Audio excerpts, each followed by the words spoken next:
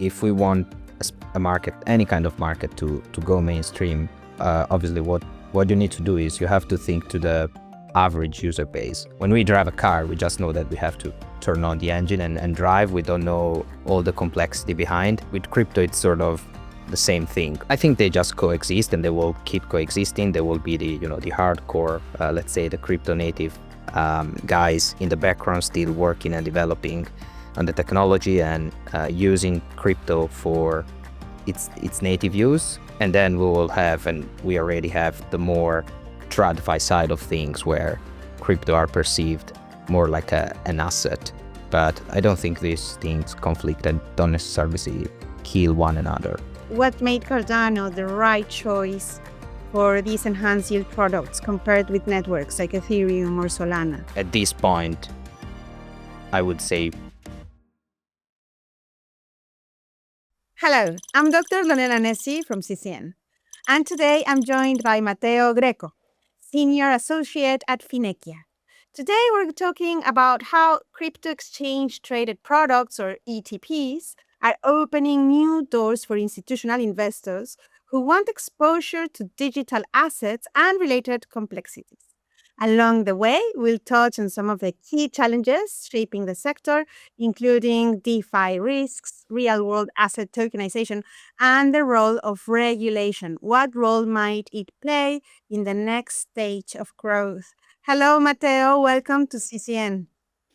Hi, Lorena. Hi. Thanks for having me. Thanks for joining us. So we're going to go straight into the main questions.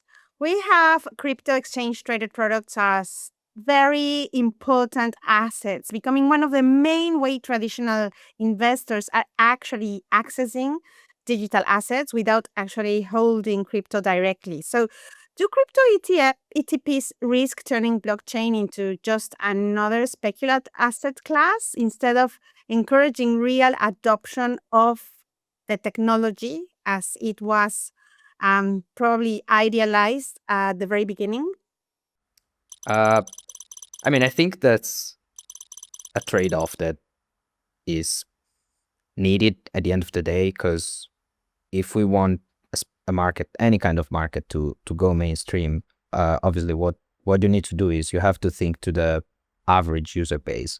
So obviously people that want to interact with easy things where you just, click a couple of buttons and everything is executed in the background without really knowing or needing to know what's happening, right? Because when we drive a car, we just know that we have to turn on the engine and drive. We don't know all the complexity behind. And I think with crypto, it's sort of the same thing. Obviously, it was initially, the ideal was different, but at the same time, I think it's just because in the past it was a niche. It was a really small market with just a bunch of people, and obviously it's a different technology. We're used of markets that start from top then down to bottom. Obviously, with Bitcoin and crypto, it was the other way around. Like it's starting from the bottom, and then it's going upwards, reaching institutional. So I think it's just something that we have to accept. And if we want the market to go mainstream and to involve institutional, to be available for retail and just reach as many people as possible, we have to make it easy for people. And obviously ETP is a great way to do that, because you don't have to deal with custody, you don't have to create an account on an exchange or even store your seed phrase. If you want to self-custody, there's a lot of less complication in terms of taxes. So I think they just coexist and they will keep coexisting. There will be the hardcore, let's say the crypto native guys in the background still working and developing on the technology and using crypto for its native use. And then we will have, and we already have, the more TradFi side of things where crypto are perceived more like an asset. But I don't think these things conflict and don't necessarily kill one another. Okay, so you think it's actually a part of adoption, of general adoptions? Yeah, I believe it's just that. I mean, we cannot think that the world will start suddenly to do self-custody or use ledger to just custody their asset or use, Lightning Network to perform transactions and pay with Bitcoin. And obviously, it would be for someone, like me coming from crypto natively. Yeah, it would be great. Would be nice to see such a great adoption on the actual technology layer. But realistically speaking, if something needs to be mainstream, it needs to be easy. And obviously, when big players come in, they just try to standardize everything from and make it available for everyone. So I think it's just a natural event, and I see it as positive, because if we didn't have these, then it would mean that the interest is not so strong. Like, if it was still the same concept as 10 years ago, then it means the market would still be a niche and the interest wouldn't be as strong as we see it now. So you think the market is not niche anymore? I mean, Bitcoin is one of the most capitalized assets in the world. We saw how strong was the demand for Bitcoin ETFs when approved in the US, and how strong it's been in the last couple of years. Even now in the recent weeks, despite the price action has been pretty weak, the inflows are still strong. Obviously, there's been some outflows, but in perspective, the range of outflows has been really low, and the inflows since inception are still quite close to the highest level. So there's, I think, definitely growing market, growing demand. On the TradFi side of things, probably the demand is still a little bit of a niche, in the sense that it's pretty limited in terms of assets that generate really a lot of demand now, but it's definitely evolving. We're seeing that in the US, there's a lot of altcoins ETFs launched. So I think it's definitely a growing market, and I believe it can be defined a non-niche market anymore. Obviously, it's not as mature as others, but to be honest, people have complained for ages about crypto volatility. But then if you look at what commodities have done in the recent months, we notice that everything can be volatile. Really, it's not necessarily a matter of capitalization. So volatility wouldn't actually define the maturity of the market, right? But then what would, in your words, define that maturity? Is the market mature enough, you think? It is definitely maturing. I think what gives out the maturity is really the institutional interest, and probably the range of regulated products that there are behind. And in that sense, the crypto market is definitely on a growing phase, because even in terms of the permitted activities that can be wrapped into an ETP, they're growing. When we started from staking, and then there are options, there's been a bit of DeFi implementation. So I think that's what probably defines, in my eyes, when a market is maturing, because when you capture the institutional and the TradFi interest, it really means the interest is broad and spread across world and across jurisdictions. Obviously, you also have the market cap, and usually we were used to think volatility was an important aspect, but as we just touched base, if we look at what happened with commodities in the past few months, probably overall it's still an important factor, but it's not, I think, as certain as before that a big market cannot have high volatility in the short time, at least. Great. And we also have yield generating crypto products, right, that have attracted growing attention, especially in recent years. But many investors are still questioning how these returns are produced. So where does the yield in these products actually come from? And what risks should investors understand before assuming that yield is actually stable? So there are different sources of yield that can be part of an ETP. In terms of crypto, the most typical is the simple and pure staking yield, which comes from on-chain token emissions. So what happens is that if you have a specific asset wrapping your ETP, you can stake those assets, meaning that you are providing basically security to the blockchain, helping in securing transactions, and you get rewarded by the token emissions on an on-chain level, and it just accrues assets for you. So it's pretty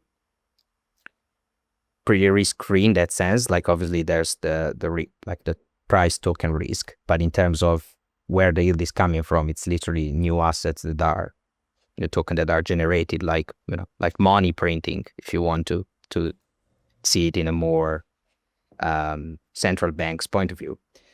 Then there are a bit more structured ETPs as well that use maybe options or hedging systems. And then, as I said before, there is a growing interest in terms of plugging DeFi into these products. We launched a couple of products that deploy part of the capital into DeFi ecosystem.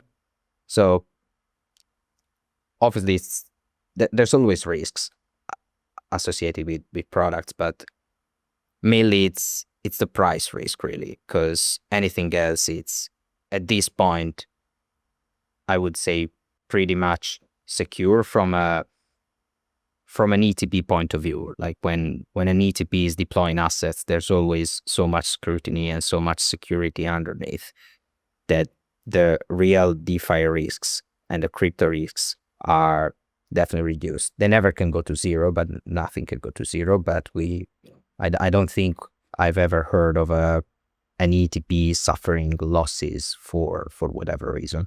Okay, great. So actually, you have answered my questions about risks and how these are defined in your view.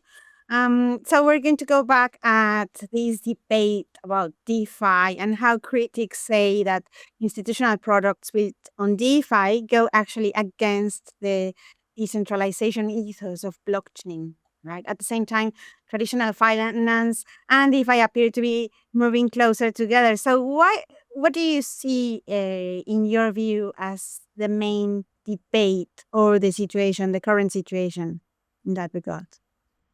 The issue is, it depends a lot from what point of view you look at, because everything can be decentralized and nothing can be decentralized at the same time, depending on what's your point of view.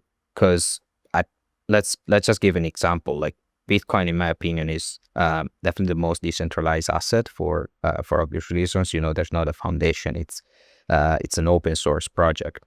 But someone could argue that the hash rate, it's pretty decentralized, because you just have 3-4 mining pools that have more than 50% of the hash rate. So they have a lot of power on the block production. You mean Could argue centralized? Someone could argue that it's quite centralized, because you just have a few entities holding most of the hash rate power, so having a lot of powers on the block production. And potentially, if they pull together, they could decide which transactions to include, which not.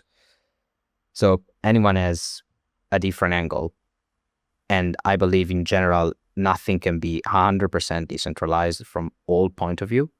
So if we look at DeFi, a lot of times, the token supply, it's not that decentralized if there's a native token of a protocol, or maybe the code is not open source, or there are some aspects that give the founders the ability to tamper the protocol. There's been some cases, right? So I don't think there's necessarily something killing the decentralization coming from TradFi. I think a lot of times decentralization is a myth. When you look at DeFi, there's a few protocols, obviously, which are the most successful, that tend to be much more decentralized. But when you look at small ones, a lot of times the decentralization is not that realistic, in my opinion. Like there's a lot of actual centralization in the background. Yeah, probably more part of the discourse, right? The discourse of it. Anyway, blockchain ecosystems and product design actually have different technical advantages, talking about security or scalability. So, in your view, what made Cardano the right choice for these enhanced yield products compared with networks like Ethereum or Solana? For us, it was really important to make sure that we had the right knowledge, because as I mentioned before, obviously the level of scrutiny and security action that we have to take as an ETP issuer is massive. And on the Cardano side of things, we have deep knowledge with the team through our partners. So it was an ecosystem, and it is an ecosystem where we feel like comfortable that we can approach and take the right security to be sure that we can deploy asset, we can generate yield, we can keep and start regulating DeFi really, but making sure that we know what to do. Because in that sense, it was also an advantage for us that the DeFi on Cardano is quite recent. Like if you look at it from the DeFi world's perspective, so it's a smaller ecosystem. And when we launched our product, it was smaller than it is now. So there's a few protocols that we had to check and make sure that we felt it was everything properly designed to deploy and choose which pools or which assets we were willing to take the risk and deploy liquidity to. While, for example, if we look at Ethereum and Solana, which you mentioned, there are such bigger ecosystems that obviously the scrutiny, the due diligence is needed is much more. So there was definitely a part in that for our decision.